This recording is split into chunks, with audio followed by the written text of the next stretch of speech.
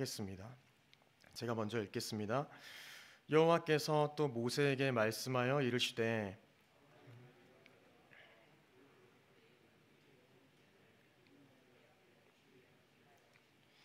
아론이 그리하여 등불을 등잔대 앞으로 비추도록 켰으니 여호와께서 모세에게 명령하심과 같았더라.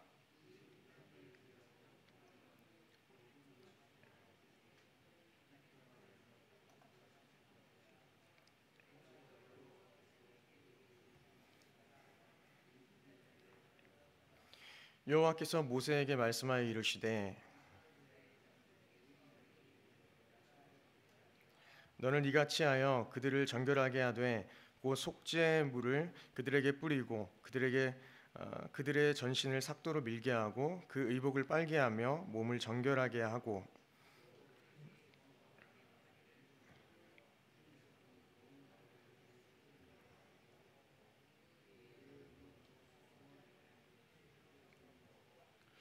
레위인을 회막 앞에 나오게 하고 이스라엘 자손의 온 회중을 모으고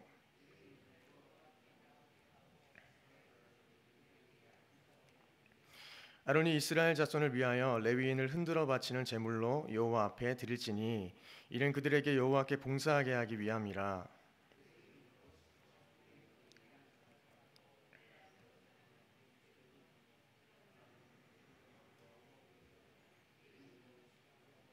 레위인을 아론과 그의 아들들 앞에 세워 여호와께 요제로 드릴지니라.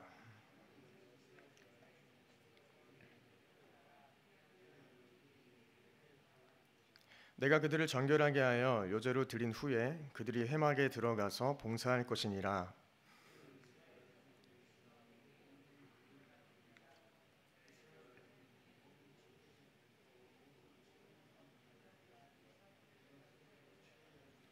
이스라엘 자손 중에 처음 태어난 것은 사람이든지 짐승이든지 다 내게 속하였음은 내가 애굽 땅에서 모든 처음 태어난 자를 치던 날에 그들을 내게 구별하였음이라.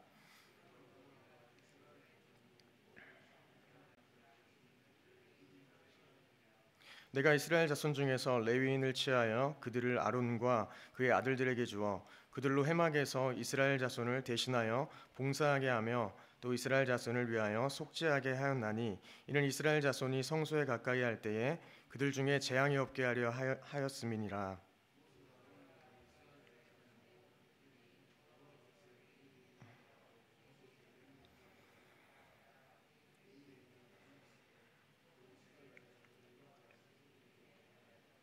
레위인이 이에 죄에서 스스로 깨끗게 하고 그들의 옷을 빨매 아론이 그들을 여호와 앞에 요제로 드리고 그가 또 그들을 위하여 속죄하여 정결케 한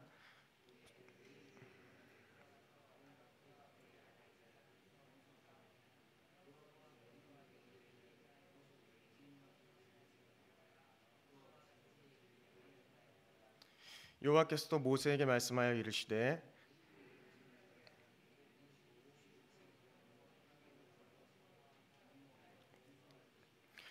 50세부터는 그 일을 쉬어 봉사하지 아니할 것이나 그의 형제와 함께 회막에서 돕는 직무를 지킬 것이요 일하지 아니할 것이라. 너는 레위인의 직무에 대하여 이같이 할지니라. 아멘. 오늘 본문은 성소에 있는 등잔대를 제작하고 사용하는 것에 대한 기록을 하고 있습니다. 그리고 이후에는 봉헌된 성막에서 봉사할 레위인들을 성별하여서 하나님께 드리는 과정을 설명하고 있고 그리고 마지막 단락 23절부터 26절까지는 이렇게 성별된 레위인의 은퇴 시기를 기록하고 있습니다. 먼저 성소 안에 있는 유일한 빛인 등잔대를 언급하고 있는데요. 촛대는 순금 한 달란트로 만들어진 성막의 기구였습니다. 한 달란트는 75파운드로 40kg 정도가 되었다고 합니다. 이렇게 촛대는 아주 많은 금을 사용하여서 만든 기구였습니다.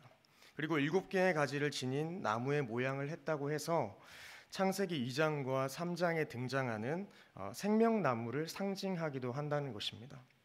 하나님은 이미 촛대를 어디에 세워야 하는가에 대해서는 출애굽기 25장 37절에 이미 지정해 주셨습니다.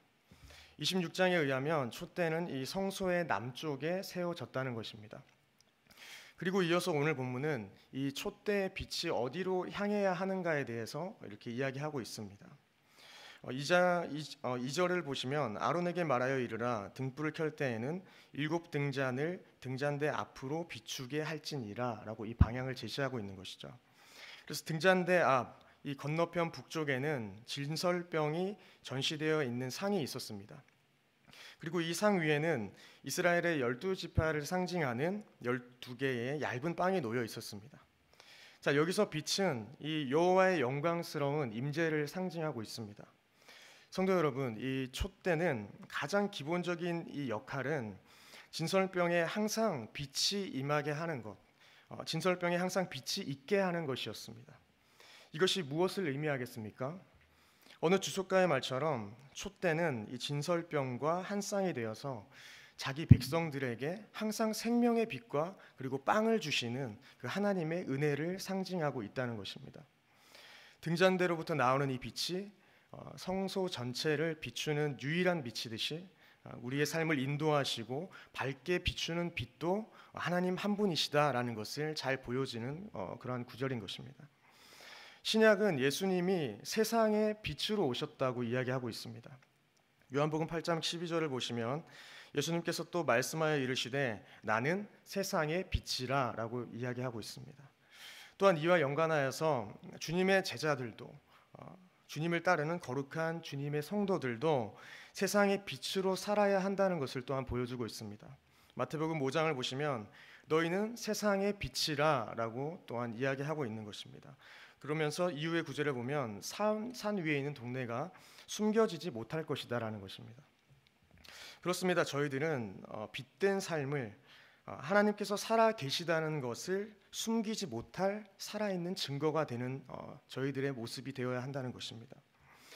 세상이 아무리 악해지고 어두워져도 그 어둠 속에서 존재하는 작은 빛이 더 빛나는 것처럼 우리는 어둠 속에서 빛으로 살아가야 한다는 것입니다. 빛의 부재가 어둠이지 않습니까?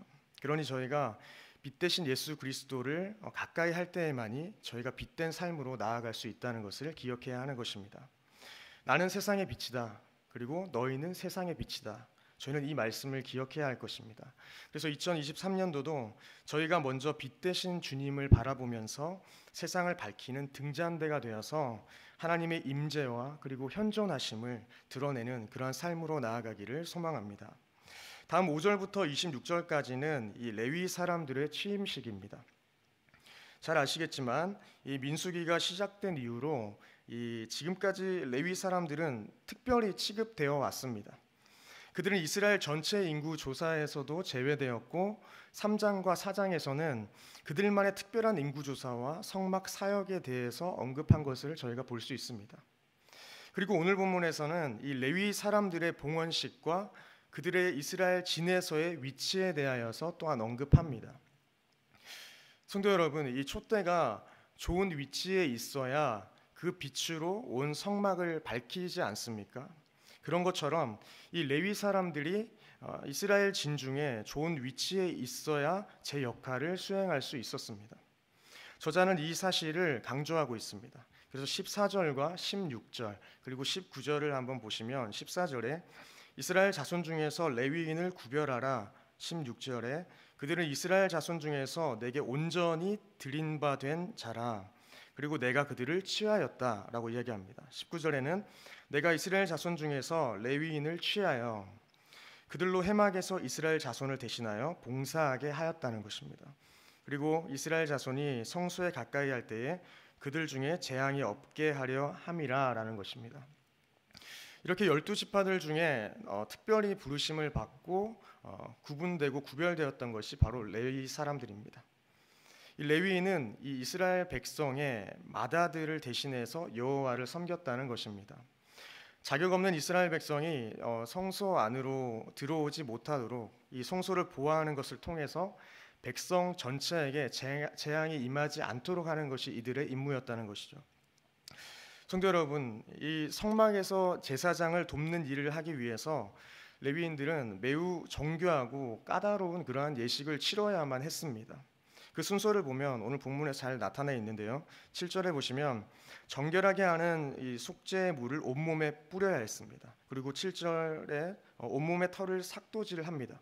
그리고 옷을 빨아 입어야 했습니다. 8절에는 번제물, 그리고 속죄제물, 그리고 곡식제물을 준비해야 했습니다. 그리고 9절에는 회막 앞에서 이스라엘 백성들의 안수를 받았습니다. 11절에는 아론에 의하여서 하나님께 흔들어 바치는 제물이 됩니다. 마지막으로 12절과 13절에는 수송아지 2마리를 속죄제물과 번제제물로 바치고 제사장들에 의하여서 레위 사람들이 흔들어 바치는 제물이 됩니다. 요제를 가리키는 것이죠. 사실 레위 사람들에 대한 예식은 이 제사장들의 봉헌식과 상당히 많이 달랐다는 것을 저희는 알 수 있습니다. 제사장들의 경우에는 기름 부음이 있는데 이 레위인들은 기름 부음을 받지 않았습니다. 제사장들은 기름 부음을 받음으로써 정결하게 된 그 성막 안에 있는 기구들을 사용할 수 있게 되었지만 레위인들은 아예 성막 안에 들어갈 수도 없었습니다. 뜰에 있는 이 제단에서도 제사를 주관할 수도 없었습니다. 그들은 단지 이 제사장들이 기구를 포장하여 주면 운반하는 그 일만 맡았을 뿐이라는 것입니다. 또한 좀 전에도 보았지만 이 제사장은 봉헌식 때에 이 레위기 8장 12절에서 13절에 의하면 새 옷을 빨았는데 이 새 옷을 받았는데 레위 사람들은 옷을 빨아 입는 것으로 대신했습니다. 이렇게 차이가 있는 것이죠. 성도 여러분, 그렇다면 이날 이 레위 지파에 속한 모든 사람들이 봉헌된 것일까요? 그것은 아닙니다. 온몸의 털을 삭도로 밀어야 한다는 건 7절에 나오죠. 이것이 성인 남자에게나 적용되는 규례였다는 것입니다. 그러니 교회 안에서도 저희의 이 섬기는 영역이 모두 다르지 않습니까? 하지만 그분들 모두 하나님께서 세우신 귀한 직분자이자 사명자라는 것을 저희는 기억해야 한다는 것입니다.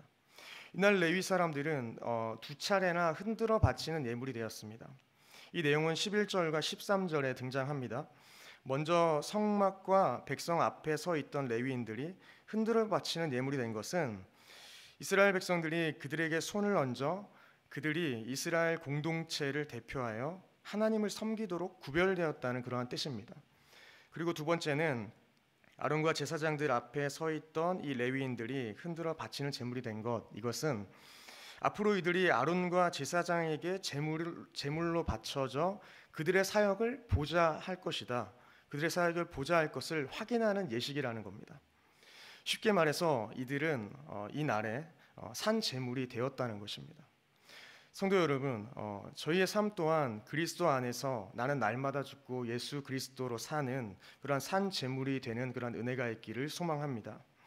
레위 사람들의 이 봉헌식이 끝나고 오늘 본문 마지막은 레위 사람들에게 정년이 있다는 것을 이렇게 잘 보여주면서 본문이 마무리되고 있습니다. 24절에 레위는 이같이 할지니 곧 25세 이상으로는 회막에 들어가서 복무하고 봉사할 것이요 50세부터는 그 일을 쉬어 봉사하지 아니할 것이나 라고 기록합니다. 25세가 되면 성막에 들어와 일을 시작하고 그리고 50세가 되면 퇴임해야 한다는 것입니다. 그 이유는 신학적인 이유라고 하기보다는 실용적인 이유가 크다는 것입니다. 성막과 그 기물을 광야로 옮기려면 아주 큰 힘이 필요했는데 나이 든 사람에게 그 일은 너무나 버겁고 힘든 일이었다는 것입니다. 그런데 여기서 이상한 부분이 있습니다. 이미 4장에서 7번이나 레위 사람들의 사역이 30세에 시작된다고 이렇게 이야기했는데 오늘 본문에 와서는 25세에 시작된다고 이렇게 이야기하고 있는 것이 조금 이상한 부분이기도 합니다. 이것은 성경에 어떠한 오류가 있다는 것을 이야기하지는 않습니다. 랍비의 자료에 의하면 완전한 봉사를 하기 전에 5년 동안은 견습을 했다라는 것을 이야기하고 있습니다. 또한 이 30세에는 성막을 옮기는 완전한 책임을 수행할 연령을 지정한 것이고 25세는 더 가벼운 의무부터 시작하는 단계라는 것을 이야기하기도 합니다. 그리고 더 확실하게 알 수 있는 것은 이후에 다윗을 보면 더 이상 성막을 옮길 필요가 없었기 때문에 그때에는 이 레위인이 봉사할 나이를 더 낮춘 것으로 저희가 확인할 수 있습니다. 25세에서 20세 이상으로 이렇게 바뀐 것입니다. 그러니까 30세에서 25세 그리고 20세 이렇게 점점 내려가는 것을 확인할 수 있는 것입니다. 그러나 여러분, 이 나이든 레위인은 그 일을 아예 그만두지는 않았습니다. 그 50세가 되었다고 해서 그 일을 바로 다 내려놓지는 않았다는 것입니다. 동료들이 회막에서 맡은 직무를 수행할 때에 그들은 도울 수 있었다는 것입니다. 회막에서 수행하는 그 일들을 그들이 옆에서 도울 수 있었다는 것입니다. 이것이 26절의 말씀인데요. 그러나 도울 수는 있었지만 그들이 직접 그 일을 맡아서 그들이 수행할 수는 없었다라는 것입니다.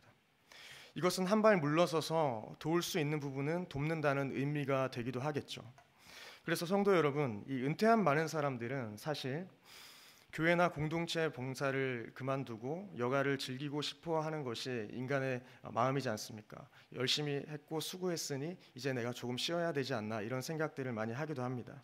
그러나 이럴 때에도 저희는 오늘 본문과 같이 옆에서 다른 사람들을 돕고, 더 나이가 어리고 그리고 직분이 낮은 자에게도 또한 돕고 조언하며 우리가 아름다운 공동체를 세워가야 할 줄 믿습니다. 말씀을 정리하겠습니다. 오늘 본문의 내용은 등잔대에 관한 것이었습니다. 그리고 레위인의 성별에 대한 이야기가 쭉 나오고, 그리고 이 레위인의 마지막이 어떠해야 하는가라는 것을 좀 잘 살펴보았습니다. 근데 이 사실을 보았을 때 저희들도 영적인 레위인이라는 것을 저희가 기억해야 한다는 것입니다. 하나님의 일을 위해서 저희도 구별된 자라는 것입니다. 저희가 그 레위인이 살던 그 당시에 레위인과 저희는 동일한 사람은 아니지만 영적인 레위인으로서 저희가 빗된 삶으로 나아가야 하고, 그리고 구별된 삶이 우리 삶 가운데 항상 있어야 한다는 것입니다. 그러니 하나님의 부르심과 사명을 따라서 그렇게 살아가야 할 존재가 나이다라는 것을 오늘도 기억해야 하는 것이죠. 그래서 레위인은 이스라엘 자손을 위하여서 속죄하고 그들이 재앙을 당하지 않도록 대신 성소에서 목숨을 걸고 이 성직을 수행했던 사람들입니다. 그들의 자리는 화려한 자리가 아니었습니다. 그러나 꼭 필요한, 꼭 있어야 하는 그러한 자리였다는 것입니다. 근데 저희들도 마찬가지입니다. 저희 중에도 누군가는 화려한 위치에서 어떠한 일들을 수행할 수 있고 눈에 보이는 봉사들을 할 수도 있습니다. 또 누군가는 아무도 알아주지 않는 봉사를 하고 있을 수 있고, 누구도 알아주지 않는 하나님의 일들을 내가 개인적으로 하나님 앞에서 수행하고 있을 수 있습니다.